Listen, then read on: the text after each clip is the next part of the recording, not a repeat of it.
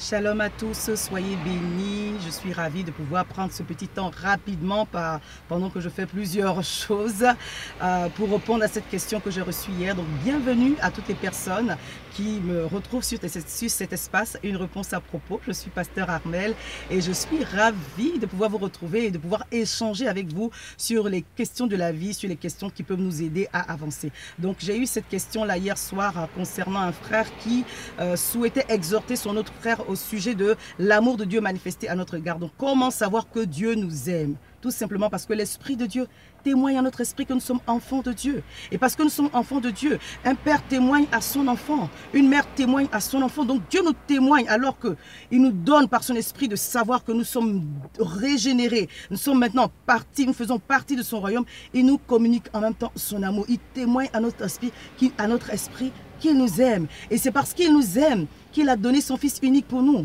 Jean 3,16. Car Dieu a tant aimé le monde qu'il a donné son Fils unique, Jésus-Christ, afin que quiconque croit en lui ne périsse point, mais qu'il ait la vie éternelle. Il a aimé le monde, il m'a aimé, il t'a aimé. Il a aimé le musulman, il a aimé le bouddhiste, il a aimé tout le monde. Et il nous a aimés d'un amour très grand, en sorte qu'il a fait un sacrifice ultime, celui de son Fils unique. Bien aimé, l'amour se démontre, l'amour se manifeste. Même dans nos relations humaines, on attend de voir la preuve de l'amour de l'autre. Sinon, sur la durée, on finit par être découragé. Tu dis que tu m'aimes, ça ne doit pas seulement être dans les paroles, ça doit aussi se manifester dans les actions. Il doit y avoir des preuves de l'amour pour pouvoir consolider les choses. Dieu n'a pas attendu qu'on l'aime d'abord. Il nous a aimés en premier, alors que nous étions très loin de nous. Et nous l'a manifesté de manière très très forte, dans la symbolique de son Fils qu'il a donné en sacrifice. Bien-aimé, quand on se réveille le matin, on doit se rappeler de ce sacrifice que Jésus a fait, parce que c'est pour cela que nous sommes sauvés. Et à chaque jour, bien-aimé, Dieu nous témoigne son amour. Celui qui dit que Dieu ne fait rien pour lui, excusez-moi, c'est un menteur. Ce sont des épreuves, bien des fois, qui font qu'on oublie ou qu'on ne voit pas, c'est-à-dire qu'on ne reste pas focalisé sur les bienfaits de Dieu. On voit plutôt les problèmes et les problèmes grandissent. Mais soyons reconnaissants, parce que c'est alors que nous sommes reconnaissants que Dieu fera de nouvelles choses dans notre vie. Donc à chaque jour, Dieu fait des choses merveilleuses. Et tout cela, c'est comme? Ce sont les preuves de son amour. Lorsque nous sommes réveillés, lorsqu'il nous guérit, lorsqu'il ouvre des portes pour nous, lorsqu'il manifeste sa protection à notre égard. Regardons un peu les situations qui sont en train de se passer dans le monde actuellement. Les vents terribles qui se lèvent, les tremblements de terre, les inondations, ça et là.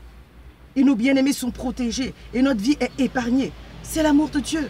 C'est la protection divine, bien sûr, mais c'est motivé par l'amour de Dieu. Donc le Seigneur nous aime, le Seigneur nous garde. Et cela doit témoigner à notre esprit que Dieu est pour nous. Et que même si nous sommes en train de passer par un moment de souffrance, cela n'enlève en rien l'amour de Dieu à notre égard. La Bible dit que celui que Dieu aime, il le châtie.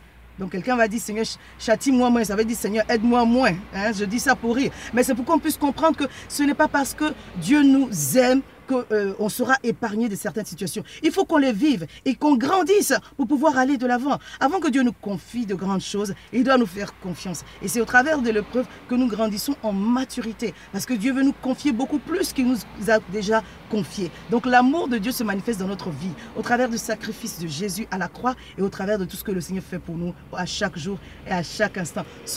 Recevons cet amour-là. Et ce n'est pas quelque chose dont Dieu doit nous convaincre chaque jour. On doit l'accepter et en être convaincu de base, parce que le Seigneur a déjà fait des grandes choses pour nous. Il a sacrifié son Fils, il nous fait grâce chaque jour de ses bienfaits, il renouvelle ses bontés à notre égard. Nous devons le recevoir et juste être reconnaissants à l'égard de Dieu pour tous ses bienfaits à notre égard. Voilà la réponse que je voudrais apporter pour encourager une ou deux personnes. Que le Seigneur vous bénisse abondamment pour tous vos encouragements, pour toutes les personnes qui m'envoient des messages inbox pour avoir de mes nouvelles et qui prient pour moi. Que le Seigneur vous arrose davantage, que la grâce de Dieu repose sur vous dans le puissant nom de Jésus.